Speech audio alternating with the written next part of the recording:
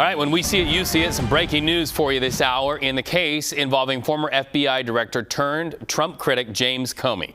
So a federal judge has just ordered prosecutors to turn over all of its grand jury material to Comey's defense team, and they have by the end of the day to get that done. In a ruling, the judge cited what is called disturbing patterns of missteps by the DOJ. Comey has been indicted on 2 charges for lying to Congress and obstruction. The trial is set for January. So for more on this, let's go to CBS News Justice reporter Jake Rosen from Washington. Okay, so what did the judge mean by missteps? And what does this really mean for the Comey case in the days ahead? Well, there are a number, Reed, and if you'll just bear with me for 1 second, we'll get through them. The first of which was that Lindsey Halligan, who was appointed by President Trump days before this statute of limitations in these specific allegations against James Comey related to his past testimony in Congress and whether or not he potentially lied in a 2020 congressional hearing, is that Lindsey Halligan went to this grand jury and made 2 statements to the grand jury that imperils the legitimacy of them by misstating legal facts, and this judge took issue with that, including one of them, which is very important in just how we conduct business in the United States here, especially in criminal proceedings, is that she allegedly, according to this judge, we do not have a full copy of this transcript, told the grand jury that James Comey would not testify against him on the stand in this case, and basically raised questions about the Fifth Amendment and said that likely James Comey would not go on the stand. That's something that you can't predict, you can't talk about. We have not hit that stage in this.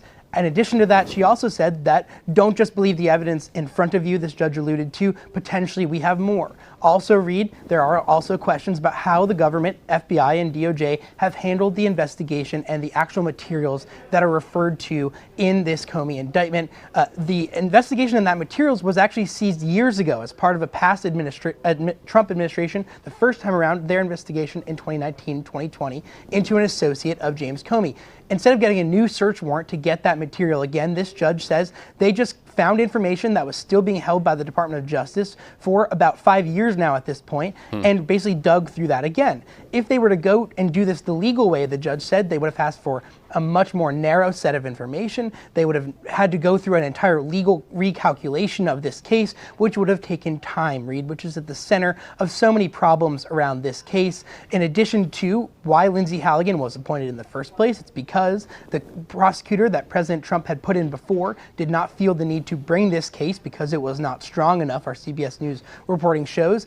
And again, potentially there was an issue with the statute of limitations here where if there was no indictment, I should say, in this case, it's likely the statute of limitations would have expired. There are 7 different mistakes that this judge outlines line by line in 25 scathing pages, saying that A, he's never seen this before, and thus he's forced to take this extraordinary step to give James Comey and his attorneys everything, what the exhibits were, all the evidence that was used against him, plus a transcript, and allegedly also, according to this judge's reading of all this information before it was handed over. It's possible that because the Department of Justice failed to secure an indictment on all 3 charges it hoped to, it only got 2 charges proved by this grand jury. It's possible, this judge says, that Lindsey Halligan, again, this former Trump aide and Trump personal defense attorney, took the bill that the jury came back saying that they could only get 2 out of 3 and just used that rewritten as the indictment instead of going back to the grand jury to get it properly finalized.